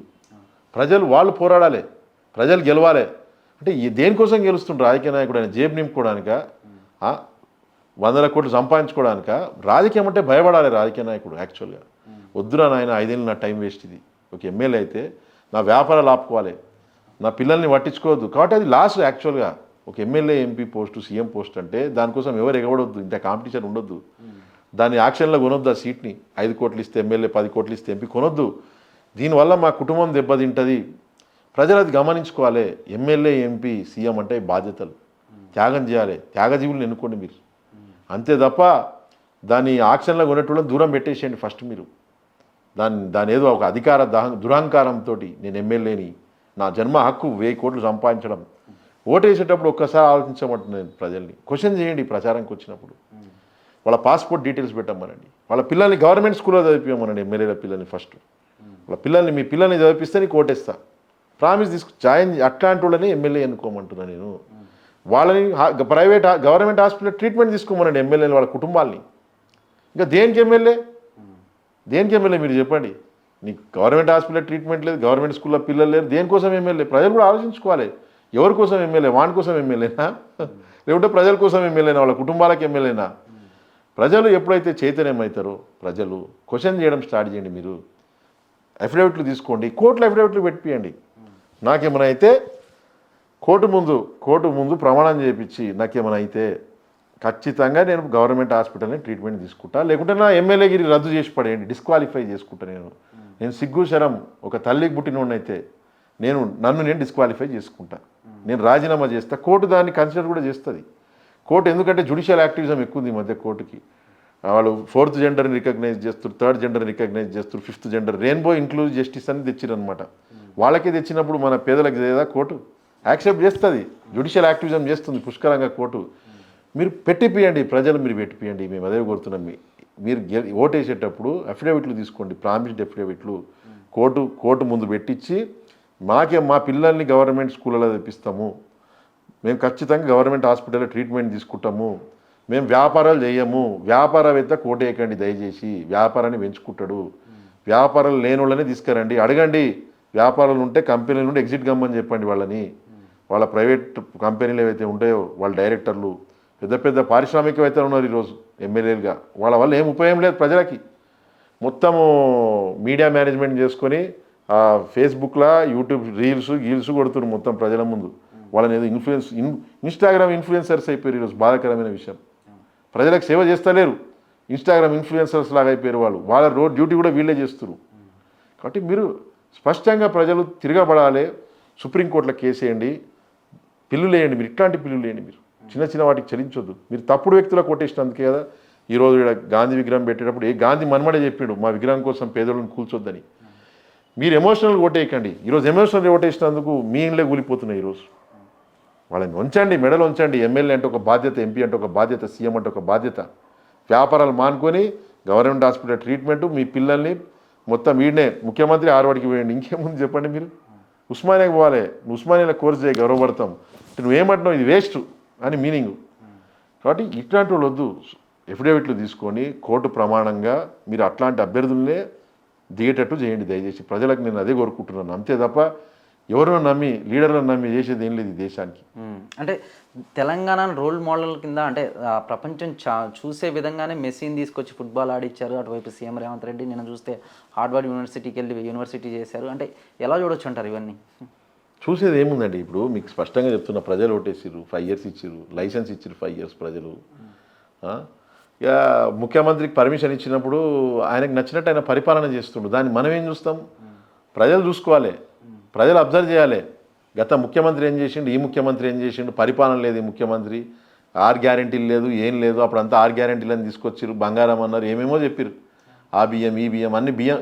అంటే ప్రజలకి బియ్యాలు వద్దండి. ప్రజలకి బియ్యం పథకం ఇంకా స్వతంత్రం వచ్చి నీళ్ళు అయినాక ఇంకా రేషన్ బియ్యం ఏంది మీరు చెప్పండి. మన తాతలు తినలేరు, మన తాతలు కూడా తినలేరు రేషన్ బియ్యం. మీరు పోయి అడగండి మీ పెద్దల్ని, రేషన్ బియ్యం తిన్నారా అని అడగండి మీరు.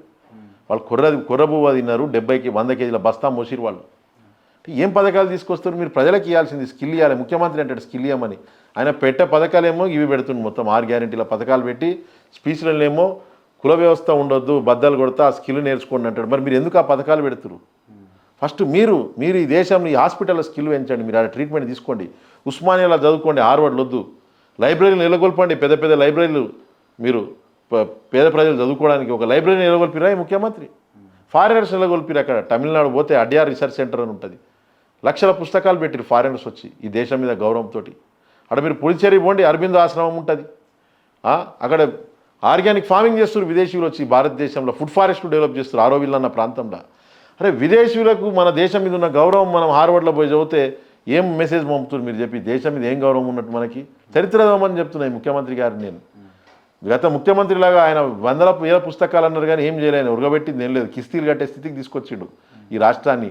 మీరన్నా ఈ రాష్ట్రానికి ఇంకా టైం ఉంది, 2.5 సంవత్సరాలు ఉంది ముఖ్యమంత్రి గారు. ఈ రాష్ట్రం మీద ప్రేమ పెంచుకోమని చెప్తున్నాను నేను. అంటే గత కొన్ని రోజుల క్రితం సినీ నటుడు శివాజీ అటువైపు ఆడవాళ్ళ వస్త్రాలంకరణ గురించి కూడా కొన్ని విమర్శలు చేశారు. అంటే శివాజీ ఒక బీసీ అని చెప్పొచ్చు. అంటే ఎవరి వైపు న్యాయం ఉందంటారు? అంటే తను చెప్పటం తప్పంటారా, లేదా అటువైపు సినీ నటులు మాత్రం మీరు చూసే ఆలోచన విధానాన్ని బట్టి ఉంటుంది ఏదైనా అని చెప్పారు? చూడండి, మీకు ఒక విషయం చెప్తాను.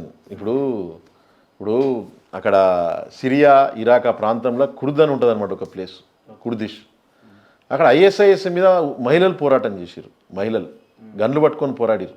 వాళ్ళని ఒడగొట్టిరు కూడా. అంటే అది మ్యాట్రియార్కల్ సొసైటీ.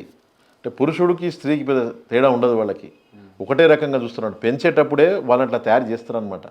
చిన్నప్పటి నుండి కూడా ఒక దగ్గర కూర్చోబెట్టి తేడా లేదు, మనకు పెద్ద తేడా లేదు, జెండర్ డిస్క్రిమినేషన్ లేదు, మొగోడు చేసే పని ఆమె కూడా చేయగలుగుతుంది. మిలిటరీలో కూడా ఆడవాళ్ళకి సమానంగా తీసుకుంటారు అనమాట. మీరు ఇజ్రాయెల్ చూస్తే కూడా మహిళలు ఖచ్చితంగా సర్వీస్ చేస్తారు, మిలిటరీలో సర్వీస్ చేస్తారనమాట. అంటే మహిళల ఎంపవర్మెంటు మీరు చిన్నప్పటి నుండి స్టార్ట్ చేయాలి, ఎడ్యుకేషన్ నుండి స్టార్ట్ చేయాల్సి వస్తుంది అనమాట. వస్త్రాధరణలో ఎంపవర్మెంట్ ఉండదు, ఫెమినిజం ఉండదు. మీరు చిన్నప్పటి నుండి కూడా వాళ్ళని ఆ విధంగా ట్రైన్ చేయాలి. మీరు ప్రోగ్రెసివ్ థింకింగ్ తోటి తీసుకొని రావాలి. ఆ సెటప్ మన దగ్గర ఈ మంత్రిత్వ శాఖ ఏదైతే ఉందో వాళ్ళు చేయాల్సిన పనులు, స్కూల్ నుండి కరాటే నేర్పండి మహిళలకి. కరాటే నేర్పి, ఎందుకంటే 2 వైపులా తప్పున్నాయి. ఆయన కామెంట్ చేయడం తప్పు, ఒకవైపు అట్లా కామెంట్ చేయొద్దు. అంటే నువ్వు ధర్నాలు చేయి, దీక్షలు చేయి, మహిళల్ని చైతన్యం చేయాలని. ఇది ఒకటే కాదు, అది కూడా నేర్పండి. మహిళల కరాటే నేర్పండి, మహిళల్ని మిలిటరీలకు పంపండి. పబ్లిక్ ప్లాట్ఫామ్ మీద ఇటువంటి వ్యాఖ్యలు చేయడం ఎట్లా చూడొచ్చు అంటారు? అది సినిమా స్టంట్ భాగంగా ఆయన చేయడం జరిగింది. సినిమాకి ఫ్రీ పబ్లిసిటీ కోసం. ఇప్పుడు కోట్ల బడ్జెట్ అవుతుంది జనరల్గా పబ్లిసిటీ చేయాలంటే. ఇట్లాంటి వాక్యాలతోటి ఫ్రీ పబ్లిసిటీ అయిపోతుంది కాబట్టి ఆయన ఆ సందర్భంగా చేసింది తప్ప ఇది మనం మాట్లాడే టాపిక్ కాదు. ఇది ఎడ్యుకేషన్ సిస్టంలో మార్పులు తీసుకొచ్చే టాపిక్. ఇజ్రాయెల్ లాగా, అక్కడ సిరియా లాగా చిన్నప్పటి నుండి మహిళల్ని వాళ్ళని చైతన్యం చేసి వాళ్ళని ఎంపవర్ చేసే టాపిక్ ఇది. అంటే మీ తండ్రి గారి ప్రస్థానం చూసుకున్నట్లయితే 50 సంవత్సరాల సుదీర్ఘ పోరాటం. అంటే ఆయనంత సింప్లిసిటీ ఉంటారో మీరు కూడా అంతే సింప్లిసిటీగా ఉంటారు. ఒక ఎంపీ కొడుకులా మీరు ఎప్పుడు వ్యవహరించలేదు. అంటే నేను కూడా చాలాసార్లు వచ్చాను మీ ఆఫీస్కి, నేను కూడా చూస్తూనే ఉన్నాను మిమ్మల్ని. అంటే గత కొద్ది రోజుల నుంచి అంటే మీకు ఎట్లా, అంటే ఎవరిని స్ఫూర్తి కింద తీసుకున్నారు మీరు? ముందు రోజుల్లో ఎటువంటి మార్గంలో నడుస్తున్నారు? అంటే మీ తండ్రి రాజకీయాలకు అంటే అనుగుణంగా మీరు ఒకవేళ రాజకీయాల వైపు వెళ్ళి ఏదన్నా పోటీ చేయగలుగుతారంటారు? చూడండి, మా మా మా ఫాదరు స్వామి వివేకానందన్ స్ఫూర్తిగా తీసుకుని వయసులో ఉన్నప్పుడు స్వామి వివేకానందన్ స్ఫూర్తిగా తీసుకొని స్వామి వివేకానంద వరల్డ్ రిలీజియన్స్ని ఆయన మొత్తం సపోర్ట్ చేసిండు. ఈ హిందూయిజం అనే కాదు, అన్ని మతాలని సపోర్ట్ చేసిండు. అక్కడెక్కడ షికాగోలో పోతే ఆయన పార్లమెంట్ ఆఫ్ వరల్డ్ రిలీజియన్స్ చిన్నప్పుడు చదివింది గుర్తుంది. ఇంకా అద్భుతమైన ఉపన్యాసం, అందరికి దేవుడు ఒకటే అని చెప్పిండు ఆయన. ఆయనను స్ఫూర్తిగా తీసుకొని ఆర్ కృష్ణ నిష్కామ కర్మ చేయాలి ప్రజలకి అని చిన్నప్పటి నుండి ఒక లక్ష్యం పెట్టుకుని బాల్యంలోనే తల్లిదండ్రులను కోల్పోయింది ఆయన. తల్లిదండ్రులను కోల్పోయినాక ఆయన అనుభవించిన బాధలు ఆయనకు స్ఫూర్తిని నింపినాయి అనమాట. ఇంత పెద్ద ఒక దొర కొడుకుకి నేను, ఆయన వాళ్ళ అమ్మ దొర, వాళ్ళ అమ్మ దొరసాని, వాళ్ళ నాన్న దొర, పెద్ద భూస్వాములు ఇద్దరు. ఆ కుటుంబానికి చెందిన నేనే ఇన్ని కష్టాలు అనుభవిస్తే ఏం లేని పేదలు ఎట్ట అనుభవిస్తారని ఆయన పేదల మనిషి అనే బతకాలి, పేదల మనిషే చనిపోవాలి, ఎవరైనా మట్టిలో కలిసిపోయేదే. అది ఎవరైనా మట్టిలో కలిసిపోయేదే. కాబట్టి ఉన్నన్ని రోజులు కూడా ఈ కాలాన్ని, విలువైన కాలాన్ని నేను ఈ వివేకానందలాగా ప్రజాసేవ బాట పట్టాలి, ప్రజలకు మంచి చేయాలని ఆయన 54 ఏళ్ళు, ఆయన 18 ఏళ్ళకి లీడర్ అయింది. ఆయన 17-18 ఇయర్స్కి వాళ్ళ నాన్న చచ్చిపోయిన మరుక్షణం 10th చచ్చిపోయిన వాళ్ళ నాన్న. ఇంటర్ నుండి ఆయన లీడర్షిప్ స్టార్ట్ చేసిండు. పేదల కోసం కలెక్టరేట్ల ముట్టళ్ళు లాక్ కూడా వేసిండు, కలెక్టరేట్లను లాక్ కూడా వేసిండు ఆయన. కలెక్టర్లు కూడా ఆయన ధైర్య సాహసాలని మెచ్చుకురు.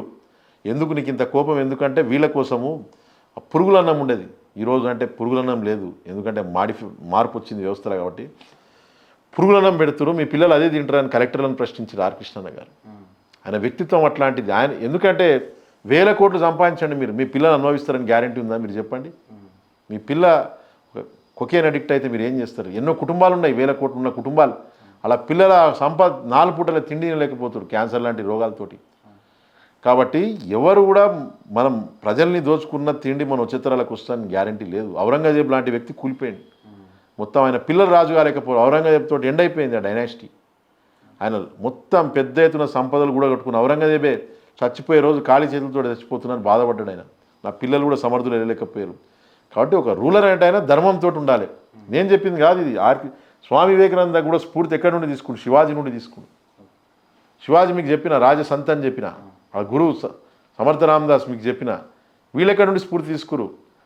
హరిహర బుక్క, విజయనగర ఫౌండర్స్ సామ్రాజ్యాన్ని ఫౌండ్ చేసిరు. వాళ్ళ గురువు స్వామి విద్యారణ్య. ఆయన రాసిన పుస్తకం జీవన్ముక్త వివేక. జీవన్ముక్త వివేక అంటే మీరు దాని మీనింగ్ అర్థం చేసుకోండి. ఆదిశంకరాచార్యులు స్ఫూర్తి అద్వైత సిద్ధాంతం తీసుకొచ్చాడు అనమాట. అంతా ఒకటే అని యూనివర్సల్ కాన్షియస్నెస్ని తీసుకొచ్చాడు ఆదిశంకరాచార్యులు. ప్రతి మనిషిలోపు దైవత్వం ఉంది, ఆదిశంకరాచార్యులు స్ఫూర్తి తీసుకొచ్చు. కాబట్టి ప్రతి మనిషిలోపు దేవుణ్ణి చూడడం మొదలు పెట్టాలి ప్రతి వ్యక్తి కూడా. ఆర్ కృష్ణయ్య అదే సిద్ధాంతం అనమాట. ప్రతి మనిషిలోపు గొప్పతనం ఉంటుంది. కల్చరల్ రీజన్స్ కావచ్చు, వాళ్ళు పెరిగిన నేపథ్యం కావచ్చు, వాళ్ళని ఇంకో రకంగా తయారు చేయొచ్చు. నాయకుడు అంటే వాళ్ళని బాగుపరచడం మన డ్యూటీ అని ఆర్ కృష్ణ గారు ఫీల్ అవుతారు అనమాట. కాబట్టి ఆ విధంగా ఆయన ప్రజాసేవకి అంకితమయ్యారు ఆర్ కృష్ణ గారు. ఆ సింప్లిసిటీ మేము కూడా ఎందుకు ఫాలో అవుతున్నామంటే మనం మట్టి కలిసిపోయిన రోజు మనని ఎవరు పట్టించుకోరు, మన ఫోటోను కూడా ఎవరు చూడరు. అదే ఫైనల్. కోట్ల సంవత్సరాల ఫేజెస్ ఆఫ్ ఎక్స్టింక్షన్ అయినాయి. డైనోసార్లు ఎక్స్టింక్ట్ అయినాయి, కొన్ని జాతులు ఎక్స్టింక్ట్ అయిపోయినాయి, నియాండ్రితాల్స్ లాంటివి కూడా ఎక్స్టింక్ట్ అయిపోయినాయి. ఈరోజు సైంటిస్టులు మొత్తుకుంటారు నియాండ్రితాల్స్ ఏమయ్యారు యూరోప్లో అని మొత్తుకుంటారు అనమాట. మనం కూడా ఏదో రోజు ఎక్స్టింక్ట్, మానవ జాతి కూడా ఎక్స్టింక్ట్. ఒక వాల్కెనో బద్దలైతే హరప్ప నాగరికత ఎక్స్టింక్ట్ అయింది. నాగరికతలో పోయినప్పుడు మన అహంకారాన్ని మనం చంపుకొని మనం పుట్టిన మన కారణం ఏదైతే ఉందో బర్త్ కారణం 10 మందికి మంచి చేసి జీవన్ముక్తి దిశగా అడుగులు వేయాలనేది ఆర్ కృష్ణ ఆలోచన. అదే ఆలోచనతో మనం కూడా పోతున్నాం. అంటే రాజకీయాల్లో ఆర్ కృష్ణయ్య వారసుడిగా మీరు లెగసీ ఎలా కంటిన్యూ చేయాలనుకుంటున్నారు? ఆర్ కృష్ణయ్య ఆశయాలు ప్రజాసేవ, దానికే లెగసీ, అంతేగాని పేరుకు కాదు. ఆయన ఆశయంతో పోతుండే ఆర్ కృష్ణ గారు. మీరు గమనించండి, పేద ప్రజల మనిషిగా నిలవాలి, ఈ పేదరికాన్ని నిర్మూలించాలి. దానికి వారసత్వం ఎవరైనా తీసుకోవచ్చు, మీరు తీసుకోవచ్చు, నేను తీసుకోవచ్చు, ఆయన తీసుకోవచ్చు, అక్కడ కూర్చుని తీసుకోవచ్చు. దానికే వారసత్వం తీసుకుంటాను నేను. అది మన మతాలు అవే చెప్పినాయి, మన గ్రంథాలు అవే చెప్తున్నాయి. నేను చెప్పిన నా దగ్గర ఒక 500 పుస్తకాలు ఉంటాయి. హిమాలయ నీమ్ కరోలి బాబా నుండి కింద స్వామి విద్యారాయణ పంచదశ పుస్తకం దాకా అన్నీ కూడా అదే చెప్తున్నాయి అనమాట. మానవ సేవే మాధవ సేవ, దాని ద్వారానే మీరు హిమాలయాల తపస్సు చేయొద్దు. శ్రీకృష్ణుడు అదే చెప్పిండు. శ్రీకృష్ణుడు ఏం చెప్పిండు మీకు మీకు భగవద్గీతలా? అర్జునుడు కూడా అదే బోధిస్తాడు కదా, ఇవన్నీ నువ్వు చూడొద్దు, నీ లక్ష్యాన్ని చూడు, ధర్మాన్ని గెలిపి. కాబట్టి శ్రీకృష్ణుడి నుండి అక్కడ నీమ్ కరళి బాబా వరకు మానవ సేవ మాధవ సేవ. ఎన్ని కష్టాలు వచ్చినా ఎన్ని నష్టాలు వచ్చినా మంచి వైపు నిలబడు, న్యాయం వైపు నిలబడు, ధర్మాన్ని కాపాడు. ధర్మం అంటే ఇక్కడ మతం కాదు, మీరు చూడాలి, ఇక్కడ నిజాన్ని కాపాడండి. మీరు పేద ప్రజల కోసం నిలబడండి, అభాగ్యుల కోసం నిలబడండి, అన్యాయం వైపు నిలబడండి. అన్యాయం ఎవరికి జరుగుతుందో వాయిస్లెస్ పీపుల్ కోసం నిలబడండి. ఎవరైనా కానీ వాళ్ళ కోసం నిలబడండి అన్నీ చెప్తున్నాయి. కాబట్టి దానికి వారసుని నేను. కృష్ణ సిద్ధాంతం అదే, గొప్ప గొప్పల సిద్ధాంతం అదే. దానికి వారసత్వం మనం పుణికిపుచ్చుకున్నాం తప్ప పేరుకి కాదు. ఆయన ఆశయానికి మనం ఆ వారసులం కాదు తప్ప పేరుకి వారసత్వం ఉండదు. అంటే రాజకీయాల్లో ఒకవేళ ఇంట్రెస్ట్ ఉండి వెళ్తే మీరు ఏ పార్టీలోకి వెళ్తారా? అంటే వాళ్ళు ఒకవేళ ఇన్వైట్ చేసినా మీరు ఎటువైపు మొగ్గు చూపుతారు? చూడండి, ఎవరు ఇన్వైట్ చేయరు, మీకు చెప్పిన ఎవరు వాళ్ళు మార్కెటింగ్ చేసుకుంటారు. సీఎంఐ అనేది ఆయన మార్కెటింగ్ చేసుకుంటుండు. ఇంత ఒక బిజినెస్ మేనేజ్మెంట్ అయింది రాజకీయం అన్నది. మీకు ఇంతకుముందే క్లియర్గా ఎక్స్ప్లెయిన్ చేసిన ఆక్షన్ సిస్టమ్ ఏముంది, దాని రికవరీ ఎట్లా చేస్తారు, రాజకీయాల్లో మొత్తం ఈస్ట్ ఇండియా కంపెనీలకు ఎట్లా అయిపోయింది రాజకీయం, మీకు ఫస్ట్ నుండి అదే చెప్తున్నా. అంటే మీ తండ్రికి కూడా అటువైపు రాజకీయాలకు పోవడం ఎవరైనా పోవచ్చు, రాజకీయాలకి డబ్బు పెట్టుకుంటే ఎవరైనా వెళ్ళిపోవచ్చు. మార్కెటింగ్కి ఇన్ని కోట్లు, దానికి సినిమా లాగానే సినిమాలు ఎట్లా చేస్తారు, మార్కెటింగ్కి 2 కోట్లు, తర్వాత ఇది అది మొత్తం ప్రొడక్షన్ ఇంత, ఇది కూడా ప్రొడక్షన్ కంపెనీలాగా అయిపోయింది. కాబట్టి రాజకీయం ఎవరైనా చేసుకోవచ్చు ఈ రోజుల్లో, దానికి ప్రజాసేవ చేయాల్సిన అవసరం లేదు. కేవలం మేము కృష్ణన్న లెగసీ ఒక సిద్ధాంతం, ఆయన నమ్మిన దానికోసమే ముందుకు పోవాలనుకుంటున్నాం తప్ప మిగతా ఏ ఆలోచనలు లేవు. ఫైనల్గా తెలంగాణలో ఉన్నటువంటి యువతకు కానీ, అంటే ఇరు రాష్ట్రాల యువతకు కానీ మీరు ఏం సూచన ఇస్తున్నారు? పుస్తకాలు చదవండి. యువతకు నేను ఒకటి చెప్తున్నాను, పుస్తకాలు చదవండి. మీరు భారతదేశ గొప్పతనం తెలుసుకోండి. నా దగ్గర పిల్లలు వస్తుంటారు చాలామంది పోస్టింగ్స్ కోసం, వాళ్ళని అడుగుతుంటారు మీకు శివాజీ తెలుసా అని చెప్తారు. అంటే ఒక హిస్టారికల్ ఫిగర్ శివాజీ. కాబట్టి ఒక హిస్టారికల్ ఫిగర్, ఒక మతానికి సంబంధించిన మనిషి కాదు. ఆయన దగ్గర ముస్లిం కమాండర్లు పనిచేసారు. శివాజీ దగ్గర ముస్లిం కమాండర్స్ పనిచేసారు ఆయన దగ్గర. ఆయన ఇక్కడ మీరు ఇక్కడ శ్రీశైలం పోతే మీకు కనిపిస్తుంది, విజిట్ చేసినప్పుడు మీరు శ్రీశైలం పోతే ఒక నిజమైన యోగి శివాజీ, ఛత్రపతి శివాజీ. ఆ కోణంలో నేను అడుగుతాను అనమాట. మనకి స్వరాజ్యం అన్న పదాన్ని తీసుకొచ్చిండు. అరాచకాలు జరుగుతున్న రోజుల ఆడపిల్లల మానాన్ని కాపాడిన ఒక గొప్ప వ్యక్తి, పేద ప్రజల గౌరవాన్ని కాపాడిన గొప్ప వ్యక్తి, వాళ్ళ ఆత్మ గౌరవాన్ని కాపాడిన గొప్ప వ్యక్తి ఈ భారతదేశ చరిత్రలోనే ఉండడు. స్వరాజ్యం తీసుకొస్తే అదే మనకు స్వతంత్ర నినాదం అయింది. శివాజీ తీసుకొచ్చిన స్వరాజ్యం అనే నినాదమే హోమ్ రూల్ మూమెంట్ అయింది. ఫారెన్సే చెప్పారు ఈ భారతదేశం హోమ్ రూల్. అట్లాంటి గొప్ప వ్యక్తి ఎంతమందికి తెలుసు అంటే చాలామంది యువతకి ఈరోజు తెలియదు. వాళ్ళు ఎటువైపు పోతున్నారు, వాళ్ళ గమ్యం ఏంటిది వాళ్ళకే తెలియదు యువతకి. వాళ్ళు రేపు రాజకీయాలకు వస్తే భారతదేశం ఏముంటుంది, జింబాబేలాగా అయిపోతుంది. ఇన్ఫ్లేషన్ పెరుగుతుంది, కరప్షన్ పెరుగుతుంది. నీ కరప్షన్ ఒకసారి పెరిగిందంటే ఇన్ఫ్లేషన్ పెరుగుతుంది దేశంలో, ధరల పెరుగుదల ఉంటుంది. అది ఎవరి మీద పడుతుంది, మధ్యతరగతి కుటుంబాల మీద పడుతుంది. ఒకసారి మీరు చరిత్ర చదవండి, చరిత్రలో ఆర్థిక వ్యవస్థ చదవండి, హిస్టారికల్ ఫిగర్స్ ఎట్లా పరిపాలన చేసిరు. మావో చెప్పిండు, మావో పుస్తకం ఉంటుంది, చైర్మన్ అనే మావో పర్సనల్ డాక్టర్ రాసిండు అనమాట. మావో చైనా చరిత్ర చెప్పేటాడు, 200 సంవత్సరాల చైనా చరిత్రను డీటెయిల్గా చెప్పేటాడు మావో. అదొక కమ్యూనిస్ట్ దేశంలో మావోనే చెప్పాడు, ఏ దేశ నాయకుడైనా వాళ్ళ దేశ చరిత్ర మొట్టమొదలు చదవాలి. అదే ఒక పెద్ద పాఠం. అంతే తప్ప ఈ ఇన్స్టాగ్రామ్లు, ఈ ఫేస్బుక్లు ఇవి కాదు, ఇన్ఫ్లుయెన్సర్స్ కాదు. మీరు మంచి పరిపాలన అందియాలంటే ఫస్ట్ అది చదవండి అని మావో కల్చరల్ రెవల్యూషన్ తీసుకొచ్చింది చైనాలో. Old thoughts, old beliefs, old కస్టమ్స్ని తీసేసి ఇంటిగ్రేషన్ వైపు నడిపిండు. ఆ ఇంటిగ్రేషన్ రావాలి ఈ దేశంలో కూడా. యువత నేనేమంటా అంటే భారతదేశ చరిత్రలో ఒక ఐన్స్టీన్ని మించిన మేధావులు ఉన్నారు. మనం ఐన్స్టీన్ అని మొత్తుకుంటున్నాం. మనం మొన్న చూసినాం ఐన్స్టీన్ని మించి రామానుజన్, ఐన్స్టీన్ని మించిన ఆయననే. ఆయన మొన్న రీసెంట్ పర్సనాలిటీ, అంతకుముందు పర్సనాలిటీలు ఆర్యభట్ట కావచ్చు, ఆదిశంకరాచార్యుడు ఒక సైంటిస్ట్. ఆయన సైంటిస్ట్గా చూడాలి మనం. అద్వైతం చెప్పిండు ఆయన, ఇట్స్ సైంటిఫిక్ థింగ్, మతం కాదు అది. పెద్ద సైంటిస్ట్ ఆదిశంకరాచార్యులు. అద్వైత సిద్ధాంతం అని చెప్పిండు ఆయన. ప్రతి మనిషిలోపు ఆత్మ ఉంటుందని చెప్పిండు ఆయన. ప్రతి మనిషిలోపు ఆత్మ చైతన్యం చేసుకోవాలని చెప్పిన గొప్ప సైంటిస్ట్ ఆయన. ఎక్కడైతే ఐన్స్టీన్ ఇప్పుడు ఆగిపోయిండో దాన్ని మించి మన మేధావులు ఆలోచించరు. ఫస్ట్ ఈ దేశ నాగరికతని అలా గొప్ప గొప్ప యూనివర్సిటీలు తగలబెట్టినందుకు ఈరోజు ఆ విద్య మొత్తం పోయింది. తక్షశిల అవన్నీ అప్పుడు విదేశీయులు వచ్చి దండయాత్ర చేసి తగలబెట్టిరు. కొన్ని నెలలు తగలబడ్డాయంట అవన్నీ. కాబట్టి ఈ దేశ నాగరికతను మీరు వెతకండి, లైబ్రరీలకు పోండి, ఫస్ట్ లైబ్రరీ నిర్మాణం చేయండి. నాయకులంతా మీరు పాత పుస్తకాలు పట్టుకురండి. గొప్ప నాయకులు, గొప్ప దేశం. అశోక చక్రవర్తి లాంటి వాళ్ళు రాజ్యాన్ని వదిలేసిపోయారు, త్యాగం చేసిరు. శివాజీ కంటే ముందు పోయి తపస్సు చేసిరు ఇక్కడనే కర్ణాటకలో. అట్లాంటి దేశ చరిత్ర చదవండి. అంతేగాని మీరు పట్టుకొని కూర్చోవాలి చచ్చిపోయేదాకా, చివరి శ్వాస దాకా. ఈరోజు నాయకులను చూస్తే త్యాగం చేసే నాయకులు లేరు. వాడు పుట్టినప్పటి నుండి పోస్తుంటాడు చచ్చిపోయేదాకా. వాడి శవం కూడా దాని మీద చచ్చిపోతుంది. వాడు చచ్చిపోయే రోజు కూడా అదే ఉంటాడు. కనీసం వచ్చే తరానికి ఇంత వదులుదాం, నిరుద్యోగత ఉంది, కొత్త ఆలోచనలు ఉన్నాయి, వాళ్ళ కోసం వదులుకుందాం అనే ఆలోచన లేదు. మీరు చంద్రగుప్త మౌర్యుడు లాంటి వాళ్ళు 42 సంవత్సరాలకు వదిలేసారు రాజ్యాన్ని. 42-45 బప్పా రావాలని అక్కడ గుజరాత్లో వాళ్ళు తపస్సు చేయడానికి వెళ్ళిపోయాడు. ఆయన అయితే 50 ఏళ్ళకి రాజ్యాన్ని వదిలేసి ఆయన ఏ ఆశ్రమ వ్యవస్థ ఉట్టిగా పెట్టలేరు మన దాంట్లో. ఈ ఏజ్ గృహస్థ సన్యాస ఇట్లాంటివి ఏది ఉందో ఫాలో కండి అని చెప్తాను నేను సీనియర్ నాయకులకి. రిటైర్మెంట్ పెట్టుకోండి మీరు దయచేసి. ఒక రిటైర్మెంట్ ఏజ్ పెట్టుకోండి. మీరు రాజకీయాల్లో సేవ ఎవరైనా చేయొచ్చు. సేవకి నేను రిటైర్మెంట్ అంటే నేను రాజకీయాల్లో రిటైర్మెంట్ ప్రకటించాలి దయచేసి. యువత రాజకీయాలకు రావాలంటే, వాళ్ళ చరిత్ర చదవాలంటే మీరు రాజకీయ నాయకులు కూడా కొంత త్యాగం చేయాలి. యువతని మీరు 50 ఇయర్స్కి 60 ఇయర్స్కి రిటైర్మెంట్ అయ్యి మధ్యలో రిటైర్మెంట్ ఏజ్ పెట్టుకొని యువత కోసం లైబ్రరీలు కట్టియండి, వాళ్ళకి పాఠాలు చెప్పండి, దేశ చరిత్ర చెప్పండి. సీనియర్ రాజకీయ నాయకులు నేను అదే చెప్తున్నాను. రెచ్చగొట్టే ప్రసంగాలు చేయకండి. దేశ నాగరికత చెప్పండి వాళ్ళకి, గొప్ప నాగరికత. చిదంబరం టెంపుల్కి పోతే మీరు అక్కడ భరతనాట్యం వచ్చింది ఆ టెంపుల్ ఉన్న పోజెస్ నుండి. ఒక భరతనాట్యమే వచ్చింది ఆ టెంపుల్ ఉన్న పోజెస్ నుండి. అంటే మీరు చూస్తే ఎంతో మోటివేషన్ ఉంటుందన్నమాట. సినిమాలు చూస్తే వచ్చే మోటివేషన్ టెంపరీ, కానీ మీరు దేశ నాగరికత తెలుసుకొని గుళ్ళు దర్శించుకున్న మీకు వచ్చే మోటివేషన్ వేరే లెవెల్ మోటివేషన్ ఉంటుంది. ఇంత గొప్ప దేశం. మీరు ఒడిస్సా టెంపుల్ నుండి మీరు పరిశ్రమ అవుతారు. అమ్మవారి గుళ్ళు పోతే మీరు ఒడిస్సాలో ఆ చౌసత్ యోగిని టెంపుల్స్ అని ఉంటాయి. నేను తిరిగినప్పుడు ఆశ్చర్యపోయినా, ఏం దేశంలో ఇంత గొప్ప దేశం, ఈ యూత్ ఎందుకు తిరగట్లేదు అసలు? ఏవేవో తిరుగుతారు, వాటర్ ఫాల్స్ పోతారు, బీచ్లకు పోతారు, పంచమాల బీచ్లకు పోతారు. దేశం మొత్తం తిరిగి దేశాన్ని చూడండి. స్వామి వివేకానంద ఉత్తరాఖండ్లో తపస్సు చేసిండు పోయి. ఇప్పటికి నేను ఉత్తరాఖండ్ పోతే చెప్తుంటారు అనమాట, ఈ గుళ్ళ రాసి ఉంటాయి కొన్ని గుళ్ళలో స్వామి వివేకానంద రోజులు తపస్సు చేసిండని. అట్లాంటి మోటివేషన్ పొందమని చెప్తున్నాను నేను. అప్పుడే మీరు ఈ దేశ రాజకీయాల్ని మార్చగలుగుతారని చెప్తున్నా. రైట్. మీ యొక్క విలువైన సమయం మా స్టూడియోకి కేటాయించి మా యొక్క ప్రోడ్కాస్ట్లో పాల్గొన్నందుకు ధన్యవాదాలు. Thank you.